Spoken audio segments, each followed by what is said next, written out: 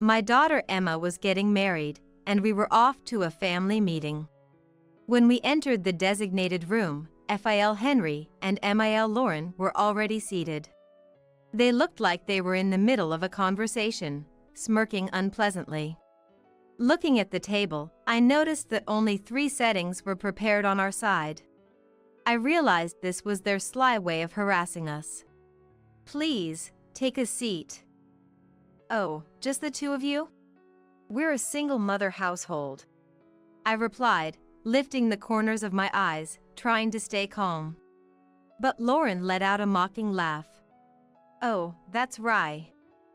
Maybe you should take this in a food storage container? Single mothers are poor, right?" Lauren covered her mouth, trying to suppress her laughter. Despite her harsh words, I kept my expression unchanged. Seeing enough, Emma tapped my shoulder. "That's awful. Mom, let's go." "Why leave? If it means you, who've sacrificed everything for me, have to suffer, I'd rather not get married." Touched by Emma's kindness, I smiled. "It's okay. Just wait a bit." Then, an employee came from behind with a food storage container. "Here, please take this home," he offered to Lauren. Henry and Lauren were taken aback, stunned. "If being poor is about low income, please, take it." "Huh? My name is Rachel. In my 50s, I feel like I've reached the midpoint of my life, living in a slightly spacious single-family home with my daughter, Emma. When Emma is at school, I sometimes feel a pang of loneliness in the quiet of our living room. That's when I make it a ritual to prepare 2 mugs of tea, one for me and the other for my late husband, Nathan. Pouring tea for Nathan and imagining he might be with me brings comfort. Nathan was diagnosed with cancer about 20 years ago and passed away suddenly as we were about to start his treatment. On his deathbed, he implored me to take care of Emma. She must become someone admirable. At that time, Emma was too young to remember much about her dad. To fulfill my promise to Nathan and to prevent Emma from feeling lonely or sad, I raised her single-handedly, balancing work, household duties, and parenting. Despite being a single mother, I managed to send Emma to college. Emma grew up to be academically excellent, beautiful, and a genuinely kind and wonderful woman. She's my pride and joy. After graduating, she got a job and started living on her own. "I can't always rely on you, Mom. It's time I do something in return for what you've done for me. Don't worry about me, just do your best. Eat properly, don't stay up too late, and come on, I'm not a child anymore." "What are you saying?" "You'll always be my precious child." The night before she moved out, Emma and I stayed up late, talking about the past, the future, and about her dad. We never ran out of memories to share, losing track of time. Even after Emma started living by herself, she would send various texts to my mobile phone. She would complain about unpacking, cooking, training at work, and colleagues. Each text made me feel as if Emma was right beside me, probably feeling lonely in her new life. But as time passed, the texts became less frequent. I assumed that Emma was finding her own way. I guess Emma is doing well. The lack of texts seemed to prove that Emma's days were fulfilling. And even the tea I brewed for Nathan seemed to nod in agreement. A year and a half after Emma started her job, I received a call from her. She sounded happy. "It's been a while," she said. "Mom, there's someone I want you to meet next Sunday. Do you have some time?" "Oh, it's been a while. Yes, I do have some time on Sunday." "Then, I'll come home on Sunday. Is noon okay?" "Yes, that's fine. Be careful coming here. It's been a while since I've seen you. You'll be surprised. Bye." After saying that, Emma hung up, and I stared silently at the screen. I wondered how long it had been since we last talked on the phone. Her unusually happy tone over the phone intrigued me, but when Sunday came, I was indeed surprised, just as Emma had said. At the door was Emma and a young man named Ryan. Ryan was not dressed casually but in a casual suit, looking slightly nervous. "Nice to meet you. I'm Ryan, and I've been seeing Emma for a while now." Ryan, who introduced himself, was tall with features like a movie star, and came off as a very polite and good young man. "Nice to meet you. Please, come in." After inviting them into the living room and making tea, we sat at the table where Emma gave an update and introduced him. Then, Emma said shyly, "So, Mom, the reason I wanted you to meet him is because we are thinking about getting married." Married? Though I had anticipated it, the fact that Emma had found someone still surprised me internally. I kept my composure, looking at Ryan, who now had a more serious expression. "Yes. I proposed to Emma recently, and I wanted to meet you, her mom." I paused for a moment before responding, and I said, "I see. I didn't know Emma has been seeing someone as wonderful as you." "Ryan, Emma doesn't have a dad, and I raised her by myself." "Yes, Emma told me she grew up in a household without a father." "Emma is my treasure, my precious daughter. Can you promise to protect her and make her happy?" "Of course. I am confident that I can make Emma happier than anyone else in this world," Ryan answered firmly, without flinching at my stern attitude. Had he hesitated, I might not have approved of their marriage. "All right. Please take good care of Emma." Hearing this, the two of them looked at each other, relieved, and smiled happily. Seeing them like this made me smile too. I think Nathan would have smiled in the same way if he were here. Months after sending off a happy Emma and Ryan, Emma took a long break and came home. She happily talked about her work and Ryan, but occasionally she looked troubled. When asked, she'd quickly change the subject, saying, "It's nothing, Mom." Whenever Emma wants to talk about something or lies, she shrugs her shoulders. This time, Emma did it again, so I was sure something had happened. "Hey, Emma. How about we try that new place? It's a brand new cafe here."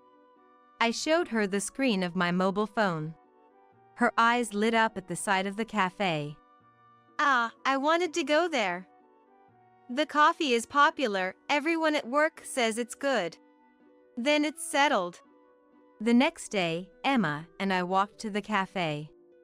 After ordering coffee to go, we walked for a while. "Mom, thank you for accepting my marriage with Ryan. He seems sincere.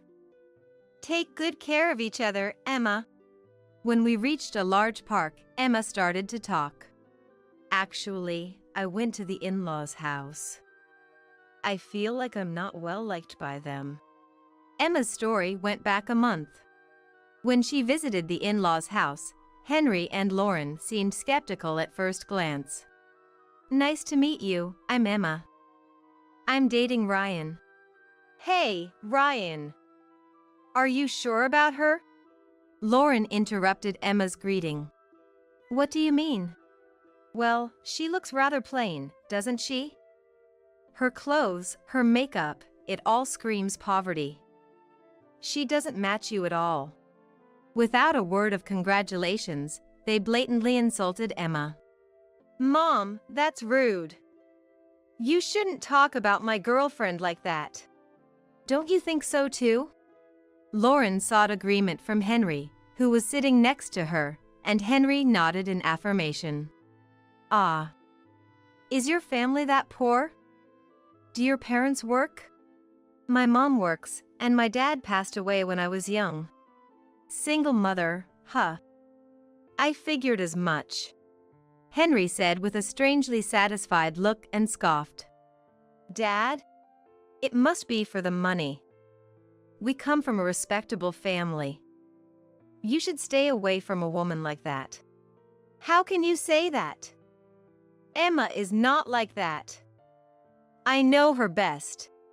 Ryan just doesn't realize yet that there are many who would want to marry you for our assets. And then, he even suggested introducing Ryan to a daughter of an acquaintance. Lauren agreed with this proposal, pleased with the idea. That would be better. After all, we know someone respectable who works for a major company. Not a match for a single mother's family. Don't you think so, Ryan? Seeing Lauren happily agree, Ryan raised his voice. Enough from both of you, Dad and Mom. The conversation went nowhere, and Ryan and Emma left the house. Ryan later told me that Henry and Lauren have a strong sense of elitism. Emma, I'm really sorry. My parents said such awful things and hurt you. Emma was apologized to multiple times by Ryan, who promised to always protect her. Sitting on a park bench listening to this, I had to suppress my anger from exploding. So, what do Ryan's parents say about the marriage? Last week, we went to their house again. We faced some snide remarks, but Ryan convinced them, and they agreed to our marriage. Are you okay with that, Emma? Emma bit her lip and shrugged. Yeah, it's okay. We won't be living with them, and I can endure it. Is that so? It was clear that the relationship between Ryan's parents and Emma was strained. Even with Ryan's protection, there would be limits. Knowing they would face hardships, I wished I could advise them to reconsider the marriage. But having already given my blessing, I couldn't say that. Even in this short time, Emma looked downcast. Thinking she might always look this way saddened me. So, about the family meeting, I'm thinking maybe I shouldn't go. Why? If it's going to make you feel bad, Mom, I don't want to have the family meeting. Emma's eyes seemed to well up, even though she didn't cry. She was considering my feelings. Touched by her kindness, I smiled. Don't worry about me. Let's have the family meeting so that everyone can acknowledge your marriage. Under the cold sky, Emma and I sipped our cold coffee on our way home. When Emma told Ryan she wanted to have the family meeting, he was very surprised. And he kept worrying about her, saying, You don't have to push yourself. I'm fine. Mom says not to worry. If you say so, I'll talk to my parents about it. And so, on the day, Emma and I went to the venue. Though we didn't say anything to each other, I decided to stand tall and face them with confidence. We took a cab to the hotel, and both Emma and I took a deep breath at the entrance. But Emma looked anxious. When Lauren specified this hotel, she made a snide remark. It's that famous hotel you see in commercials. A place your family wouldn't be familiar with. Emma took it to heart and became completely intimidated by the unnecessary comment.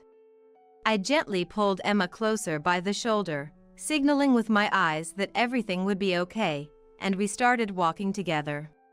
We ran into Ryan at the entrance. He seemed to have arrived earlier and was waiting for the elevator.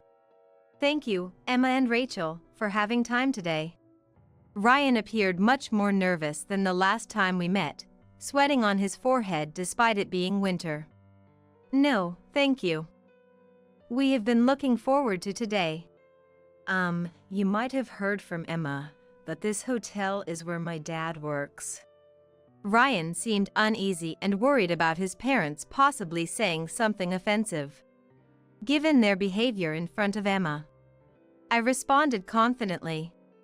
Yes, I'm aware. No need to worry. Ryan, you look better when you're confident. As Ryan looked up, the elevator doors opened, and we stepped in, riding up to the higher floor. Upon entering the room, Henry and Lauren were already seated, seemingly in the middle of a conversation, smiling creepily. Noticing that 3 sets of tableware were prepared on our side, I realized it was their sly form of harassment. We've been waiting for you. Please, have a seat. "Oh, just the two of you? We're a single mother household," I replied, lifting the corners of my eyes, trying to remain calm. But Lauren let out a mocking laugh. "That's right. Maybe you should take this in a food storage container? Since you're poor." "Huh? Single mothers are poor with low income, right?" "That's right. The income of a single mother is predictably low." Lauren covered her mouth, trying to hold back her laughter. Despite their harsh words, I remained expressionless. Unable to stand it, Ryan cried out, "Dad, Mom, stop it. This is too disrespectful." At that moment, Emma tapped my shoulder. "That's awful. Mom, let's go." "Why?" "If having me means you suffer, Mom, I'd rather not get married." Hearing this, Ryan turned around in surprise. "Emma." While watching them, I clearly said, "It's not necessary. Just wait a moment." Then, an employee came from behind with a food storage container. "Here, please take this home," he offered to Lauren. Henry and Lauren were taken aback, stunned. "If being poor is about low income, please, take it." "Huh? At least Rachel is far from poor," I firmly stated, and the employee, with efficient movements, placed the container down and stepped back, leaving Henry and Lauren outraged. "Is this some kind of disrespect? That's it. You're fired. Both of you, please calm down. She's been a friend of mine since childhood. The rudeness is on your part." The employee turned back to me, smiled briefly, and said, "The division manager always seems so busy." "Division manager?" Lauren and Henry gasped, tumbling out of their chairs like in a cartoon. Henry was sweating not just on his forehead but all over his face. Though it wasn't my intention to hide it, I am the daughter of the president of the group company that owns this famous hotel.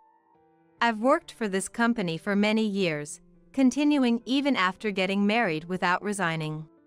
When I was pregnant with Emma, I took the same maternity leave as other employees and raised Emma while working in Nathan's stead. By the time Emma entered college, my efforts were recognized, and I was promoted to division manager, unbeknownst to Henry and Lauren. "Are both of you okay?" I addressed Henry and Lauren with a composed voice as they lay sprawled on the floor. "Today, we came here for the family meeting regarding the marriage of my precious daughter and Ryan. It seems you have had quite a bit to say to my daughter." I glared at them, causing Henry and Lauren to tremble and shrink back. "I've worked hard to provide love and education for Emma since her father, my husband, died from illness when she was young." Ryan swallowed hard. "I believe in Emma, and I trust the person she has chosen. Even if he comes from parents who judge people by their income and are rude, I see Ryan as a polite and respectable young man, an important new member of our family." I paused for a moment before continuing. "I would think you feel the same about your children. So, I ask again, do you approve of my daughter's marriage to Ryan?" The room fell silent, with Henry and Lauren trembling, and Ryan looking nervous. Emma had never seen me take such a stance before. "How about it?" I pressed again, and Lauren, looking frustrated, glanced at Henry. Henry, pale-faced and flustered, hurriedly said, "Of course. Director, we hope for a closer relationship from now on." "Today, I am here not as a director but as Emma's mother," I stated firmly, looking at Henry. "And if we're talking about work, isn't it true that Henry will soon be leaving here?" "What do you mean?" I had investigated Henry's reputation within the company up until today. Knowing Emma's dad was Henry, I remembered his name. His condescending attitude towards Emma and his notorious behavior among hotel staff were well known. Henry was infamous for his high-handed behavior towards subordinates and was reported to be avoiding work under the guise of attending meetings. A hearing had been scheduled to address these issues. So, that's what it is. You should reflect on your actions. I left Henry speechless with my rebuke. Lauren stood up, face red, and lunged at me with a screech. However, I dodged, and she fell over. To the fallen Lauren, I delivered my final statement. And know this, if you ever interfere with Emma and Ryan's happiness again, I will not remain silent. With that, I firmly addressed the two, then led Emma and Ryan out of the room. Of course, I left the follow-up to the employee who has been a friend since childhood. Half a year has passed. The heat is relentless for someone in their 50s like me. The weather forecast predicts another scorcher today. As I walked to the supermarket, I thought back on the events. After the family meeting, Ryan apologized to Emma and me numerous times. I'm really sorry for my parents' rude behavior. It's okay. We've seen your sincerity. I'm truly ashamed. I don't want to associate with parents like that anymore. But they're the ones who raised you, right? No, it was my uncle who raised me. My parents left me with him until I was a college student. I had secretly wondered why Ryan's demeanor was so different from Henry and Lauren's arrogance. Understanding it was his uncle who raised him made sense. Ryan recently cut ties with Henry and Lauren after they approached him for money. Following the family meeting, Lauren called in a panic. Ryan, your dad lost his job. He was subjected to an internal hearing for negligence, making no sense at all. Ryan responded indifferently. That's tough. What do you mean, acting like it's none of your business? We're struggling without money, send us some. Mom, I heard about your spending habits from my uncle. You have a problem with wastefulness. What are you talking about? Maybe if you stopped wasting money, you'd have enough to live on. Don't rely on me. Such unnecessary talk. Then again, there were several calls, and Lauren had run through her savings due to her spending habits, even going as far as to say that Henry's retirement allowance was running out. Struggling to make ends meet, Henry and Lauren did not just ask for money but also reached out to me, wanting me to connect them over the phone. Morning, noon, or night, they didn't care when they called, which finally seemed to make Ryan explode in anger. Dad and Mom, please, enough. I don't want to trouble Emma or Rachel either. With that, he hung up the call and set Henry and Lauren's number to be blocked. Not stopping there, Ryan changed his mobile phone number and moved to a new apartment with Emma, changing their address. Of course, this was not communicated to Henry and Lauren, who remained unaware of Ryan and Emma's whereabouts afterward. Nothing stood in the way of their happy married life anymore. From what I've heard from Emma, they have been living peacefully since then. As for me, I've managed to maintain a good relationship with them, dining out with Emma and Ryan monthly. This incident made me realize a huge misunderstanding on my part. While I worked hard, thinking I was doing my best not to trouble Emma and raised her, I had completely stopped going on trips, which was my hobby. It seems Emma believed she was the reason I gave up my hobby, thinking my sacrifices were because of her. The efforts I made to spare Emma any hardship or worry ended up worrying her instead. From now on, don't worry about me. I want you to use your time and money for yourself.